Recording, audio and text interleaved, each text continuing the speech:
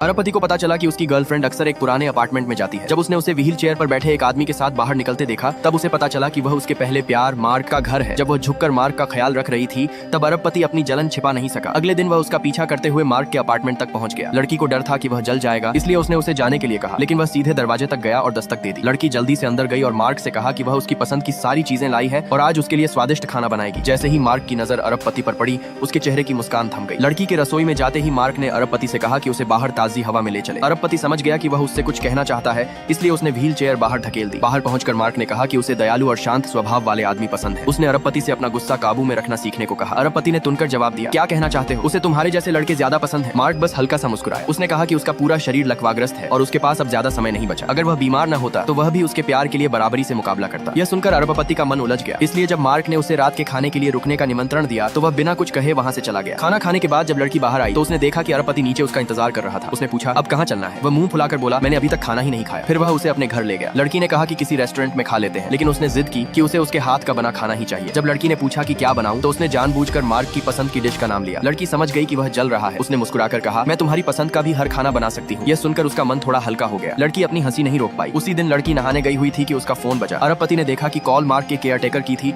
और उसने बिना सोचे कॉल काट दी। लेकिन अगले दिन मार्क का केयरटेकर सीधे उनके घर आ गया। उसने बताया कि मार्क का पिछली रात निधन हो गया। मरने से पहले उसने अपनी आखिरी बातें एक वॉइस रिकॉर्डर में रिकॉर्ड की थी और उसे लड़की तक पहुंचाने को कहा था। लड़की ने कांपते हाथों से रिकॉर्डिंग चलाई। मार्क ने कहा कि वह जानता था उसका सपना एक डिजाइनर बनने का है, इसलिए उसने उसे सबसे अच्छे डिजाइन स्कूल में दाखिला दिलवा दिया। उसने अपनी सारी संपत्ति भी उसके नाम कर दी और उम्मीद जताई कि वह हमेशा खुश रहे। केयरटेकर ने बताया कि मरने से पहले मार्क ने आखिरी बार उसे फोन किया था, लेकिन किसी ने वह कॉल काट दी थी। यह सुनते ही अरबपति को अपनी सबसे बड़ी गलती का एहसास हो गया। वह माफी मांगना चाहता था, लेकिन लड़की सिर्फ अकेले रहना चाहती थी। अगले 2 दिनों तक वह अपने कमरे में बंद रही और ठीक से कुछ भी नहीं खाया। उसका मन बहलाने के लिए अरबपति एक छोटा सा पिल्ला खरीद कर उसके कमरे में ले आया। जब पिल्ले ने देखा कि लड़की कोई प्रतिक्रिया नहीं दे रही है, तो उसने धीरे धीरे सिसकना शुरू कर दिया। बटलर ने कहा कि पिल्ले को वह पहले ही पसंद आ गई है। यह सुनते ही लड़की ने तुरंत पिल्ले को अपनी गोद में उठा लिया। उसी पल उसका दिल थोड़ा पिघल गया। उसने बटलर से कहा, मुझे भूख लगी है। बटलर यह सुनकर बहुत खुश हुआ और तुरंत खाना बनाने चला गया। जब अरबपति ने उसे नीचे आते देखा, तो उसने उसे गोद में उठाकर डाइनिंग टेबल तक पहुंचाया और प्यार से कुर्सी पर बैठा दिया। बटलर ने सुझाव दिया कि वह पिल्ले का कोई नाम रख दे। सबकी हैरानी के लिए लड़की ने पिल्ले का वही नाम रखा जो अरबपति का था। अरबपति को डर था कि शायद वह अब भी उससे नाराज है, इसलिए उसने जबरन मुस्कुराते हुए कहा, बहुत अच्छा नाम है।